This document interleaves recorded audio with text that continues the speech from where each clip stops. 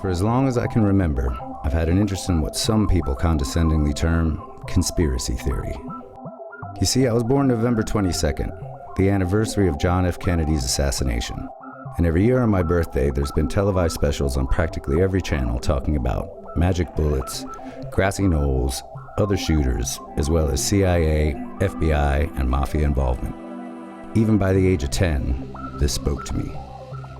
And of course there were UFOs, the Illuminati, occult Nazis, organized satanic networks, faked moon landings, and CIA mind control programs. Hell, even if this is all bullshit, it was fun to read about.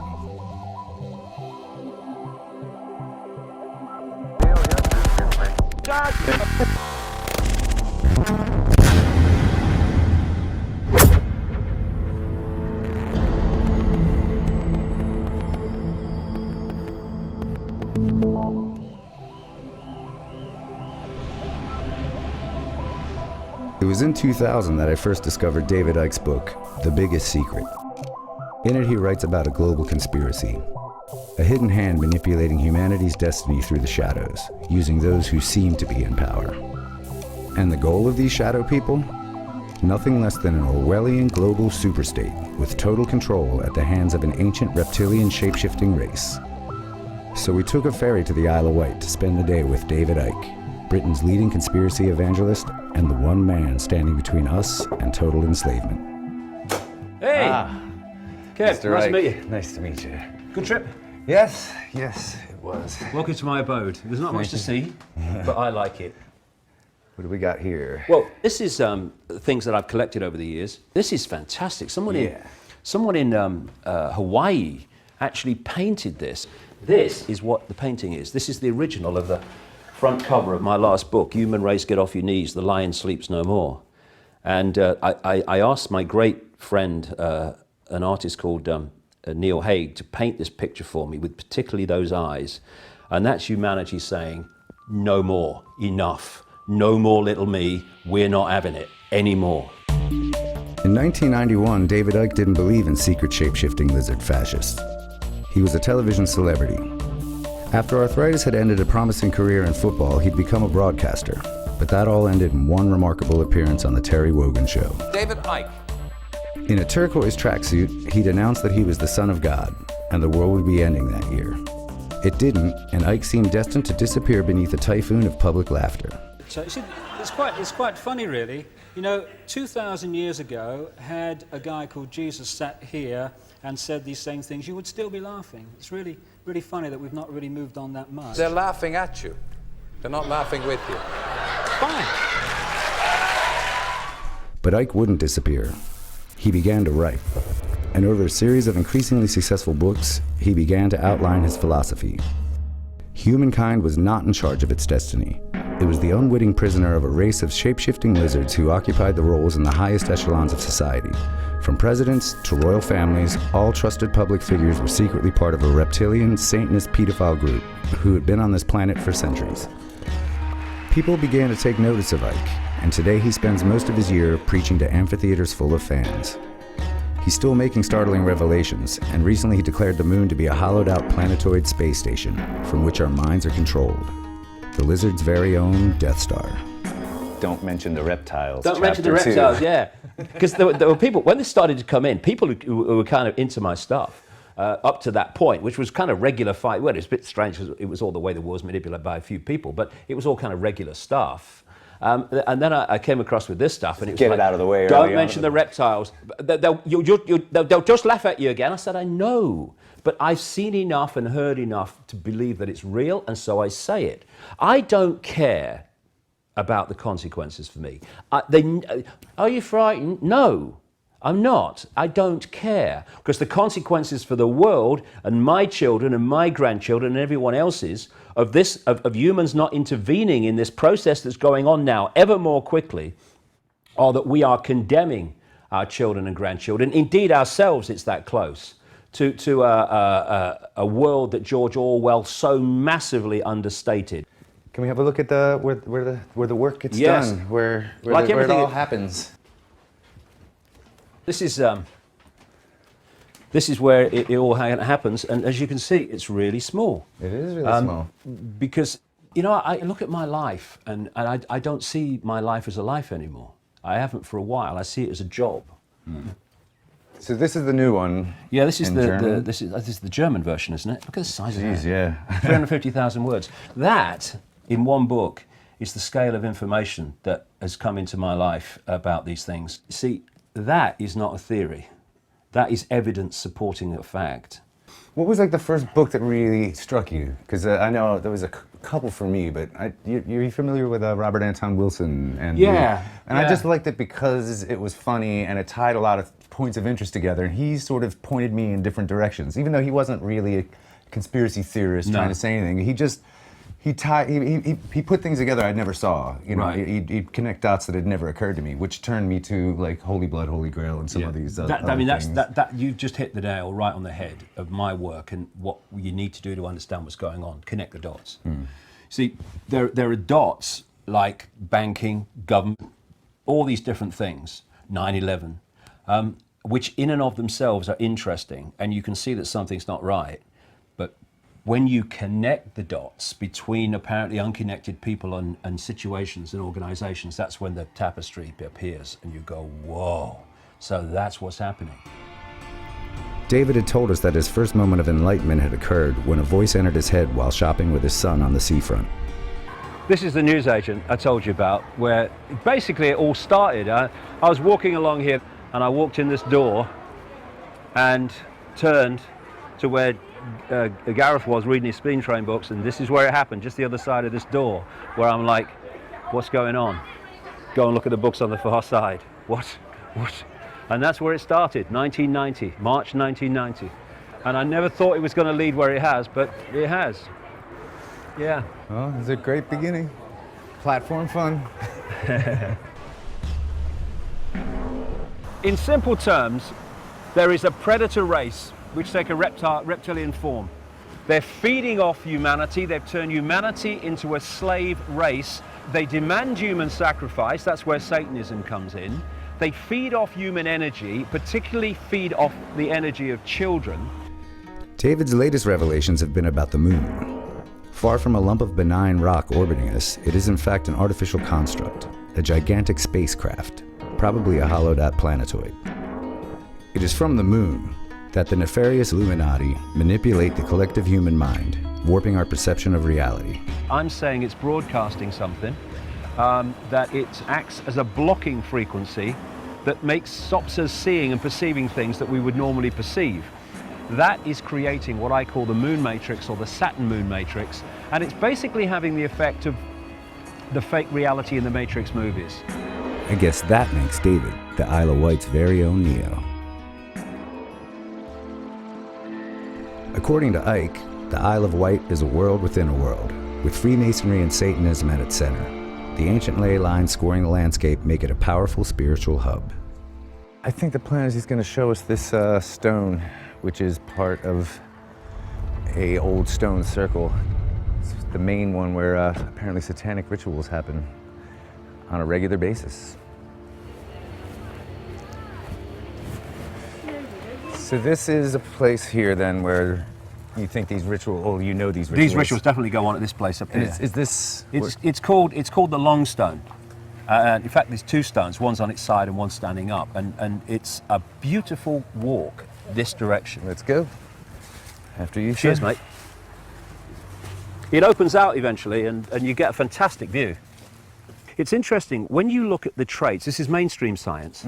When you look at the traits of what we call the reptilian brain, reptilian genetics, which we all have, one of the traits is an obsession with ritual. So when you look at all the pomp and ceremony of the royal family, you know, with Buckingham Palace and all this stuff, and all the ceremonies and the guards and the horses and the colours, you're looking at ritual. But you say that the people that actually live on the island are part of this. There are people. There's a network on the island that are big time. I mean, the Isle of Wight is a beautiful place, and if you pick up the higher levels, the vibrational levels of it, it's a very pleasant place to be. But my goodness me, there is a network of Freemasons, Satanists, and paedophiles that run this island. And this is they run its police, government, the government, everything. So we're almost here at the top. Oh, See nearly. there it is. The long stone. There we go. It's funny, you know, you come on a day like this, it's a nice day and there's families around, and you see these stones. You could see these on May the 1st, Halloween, that kind of, in these ritual periods of the year. And you'd be a totally different story. Huh? You would see something very different So here. this is the center point of this energy then, Yeah. that they're trying to tap into. What they would do, among many other things, you'd have them in their robes and hoods all around here, and you probably have, you would have the sacrifice on the slab This is here. the altar. This is their altar, yeah. And what they're doing, it's horrible, but let's get the truth out. What they're doing is manipulating the sacrifice. The sacrifice knows the sacrifice is coming, and who's going to help them? Look, Right. at midnight or something. No one. And what they then do is they sacrifice the victim, and they drink the blood immediately, which has this chemical substance in it, and they go crazy. I mean, you know, I've talked to people who've been at these rituals, and how once the sacrifice happens and the blood runs, these people go crazy with blood.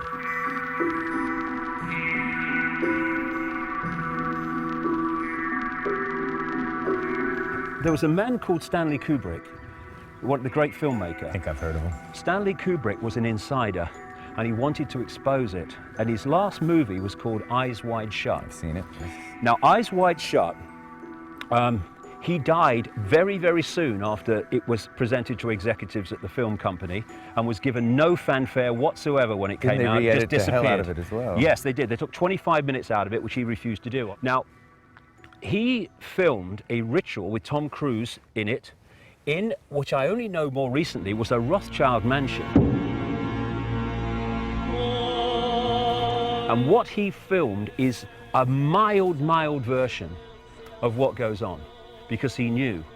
And you had the colours. You have most people in the ritual in Eyes Wide Shut were in black. The main guy was in red. Here we go again. Yeah. You had the orgies going on, and you had the people being killed, the lady being killed. But that was such a mild version. I don't know what was in the 25 minutes they took out, mind, because the real version is that there's blood everywhere.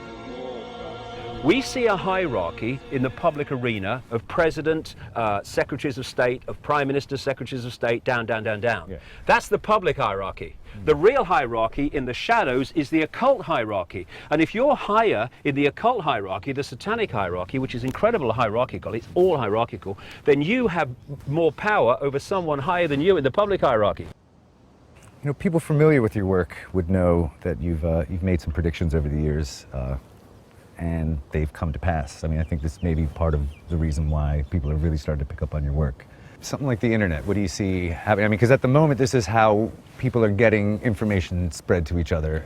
It seems, at least at the moment, to be relatively free in most countries. What do you see happening there? The big thing that they're going to say is, because of the danger of terrorism and terrorists communicating on the internet, these things have to be stopped. I mean, what did Cameron say after the London riots? We may have to talk about censoring Twitter and Facebook. And Bill Clinton, and when Bill Clinton, like Tony Blair or George Bush or anybody, when they open their mouths, it's the Rothschild speaking. And just a few months ago, Bill Clinton came out and said we need basically a censor organization, a ministry of truth, to police the internet and to stop people. He specifically talked about people who are spreading rumors on the internet and are not true. They are true, Bill, okay. They're in my books. There's old documentaries about it. They're true. Go away. Drink your milk.